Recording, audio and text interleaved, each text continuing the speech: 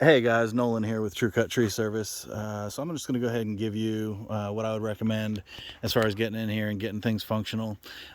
Just a quick canopy raise here, just so you can get service and delivery trucks in. Plus it'll be like, a nice little freshening up when you're coming up to the house. A little bit here. You've got some low hanging stringers and some branches kind of over here. I'd probably just kind of lift everything up to, where you've got at least 20 feet of clearance coming through here. I would, and this would be a lower tier, more of aesthetics rather than necessity, but we can omit some of these things if you want to save a little bit of cost. But just, we do a really nice job on palm trees, and it would really open things up a lot if we just kind of clean these up a little bit. Palm trees near the house, this one's touching the roof over here. This one, we could freshen up. It would, open up the house, or the yard, you could see the house a little bit, and just kind of good for the health of the tree too. And then we've got another one over here that's not quite touching the house, but could be soon. Anyway, I would recommend lifting that up. Maybe a little minor cut back on the ligustrum bush, but that's just more aesthetics than anything. A little freshening up on these palms, just getting these dead fronds and cleaning them up a little bit. This maple tree you've got in really close proximity to the house. It may be something you want to consider removing. I see a pretty big mound over there. For structural reasons, but and these trees do, when they get a little bit older, tend to drop.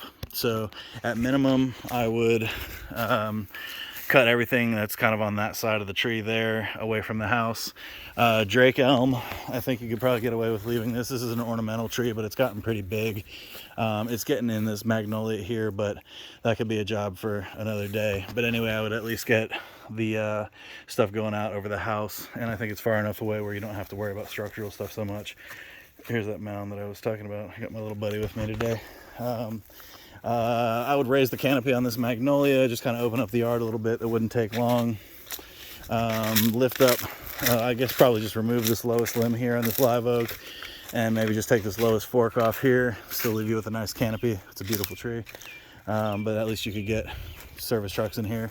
Kind of pick up this canopy here, clean up these two palms.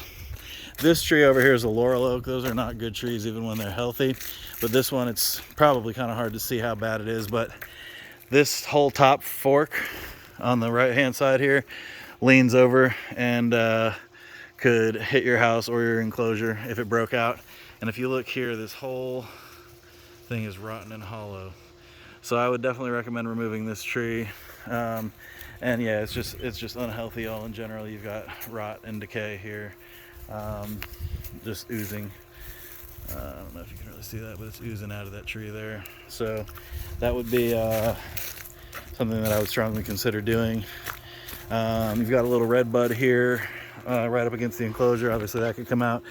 This hickory is not really in your clearance zone quite yet, although it is encroaching on it. So I would recommend raising the canopy here and getting some of these higher limbs off, just because it's going to be a problem in the very near future. This will have to be climbed. I don't think we can get a bucket truck back here. You've got an 8-foot gate, and typically the trucks are 8 foot wide, so all the stuff back here is going to have to be climbed, I think.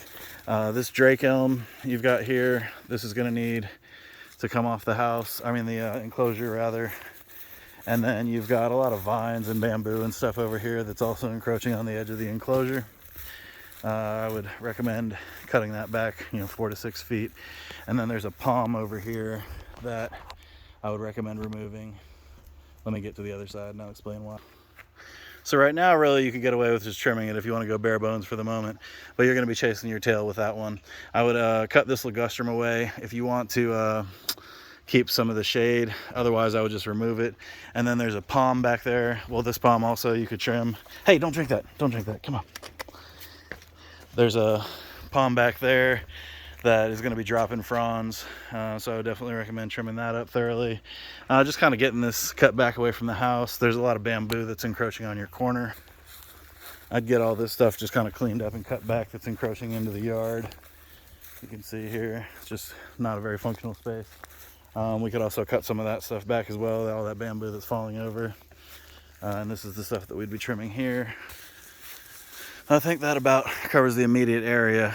We could maybe trim off some of this stuff, but that's, you know, a live oak. It's pretty sturdy. That would be kind of a lower priority. And then the bushes up front might be a little bit of an issue. I'm going to measure those out